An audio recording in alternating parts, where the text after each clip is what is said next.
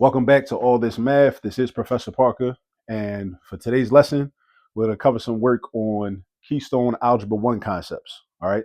One in particular, right? We're going to get into that in a minute.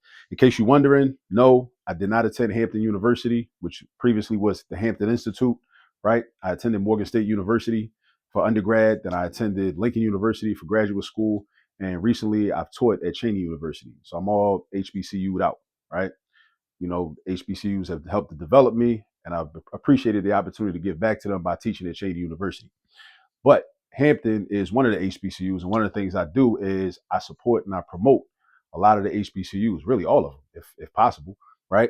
One of the things we should know about Hampton University is that one of its most well-known and noteworthy alumni is the late Booker T. Washington, all right? And since reading is fundamental, what I decided to do is grab some books from my library to mention, right, before we get into this right here, and just to kind of put you on with some literature, right?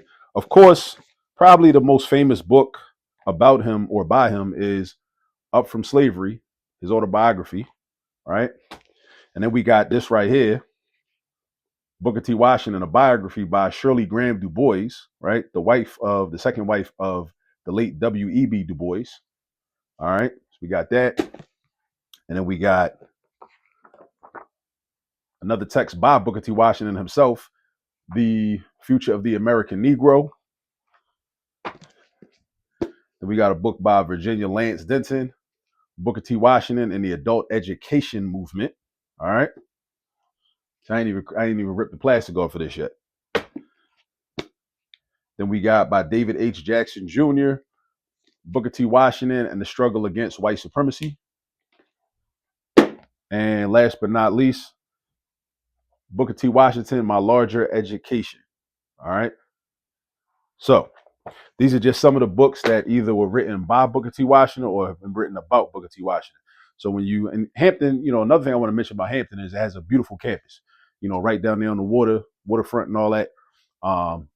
Beautiful campus, has produced a lot of scholars throughout history. So, if you're interested in an HBCU, that's definitely a place to visit and consider. All right. And remember, Booker T. Washington attended there. He talks about that in his autobiography, Up From Slavery. All right, now let's get into this. What is the least common multiple, LCM, right? That's the acronym, least common multiple of these two expressions. What are the expressions? 6x squared y to the third and 10x to the third y. All right. Now, two of the skills that you must have in Algebra 1 is knowing how to find the LCM and GCF of algebraic expressions. In this particular problem, we're trying to find the LCM. It's kind of opposite. We kind of use opposite methods. All right. So if you want to find the least common multiple, like imagine the variables weren't there and we was just trying to find the least common multiple of 6 and 10. What we would do is try to find that meeting point, right? What's the least or the smallest number that both 6 and 10 can multiply into? All right. The least or the smallest number that 6 and 10 can multiply into. I know 10 can multiply into 10, but 6 can't multiply into 10. And when I say multiply into, I mean evenly with no remainder, right? 6 can multiply into 10, but not a whole 6 can't. A 6 can't multiply into 10 a whole number amount of times, right? Meaning that 6 times 1 point something would equal 10, all right? If I do 10 times 2 and I get 20, 20 is a multiple of 10, but 20 is not a multiple of 6. So 20 is not a number that they have in common. It's not a multiple that they have in common, right? In common means it's a multiple of both numbers, right? That's what that word common means. That's what the C in LCM stands for. Just like the C in GCF stands for, common. What do they have in common? All right. What about 30? I know 10 times 3 is 30. So I know 30 is a multiple of 10. And since 30 is a multiple of 10, then is 6 a multiple? Is 30 a multiple of 6? This is why you got to know your multiplication facts, because then this is light work, right? Because then you know that 6 times 5 is 30. So I'm like, oh, all right. If 10 times 3 is 30 and 6 times 5 is 30, I know that 30 is the least common multiple of the numbers 6 and 10. 6 and 10. So the coefficients, when you see expressions like this, you want to first find the LCM of the coefficients. First, find the LCM of the coefficients. And in this case, out of these two numbers, the LCM of the coefficients is 30, right? So out of the 6 and the 10, we got 30. So I'm going to say LCM for my colon. I'm going to put 30. Now, when it comes to the variables,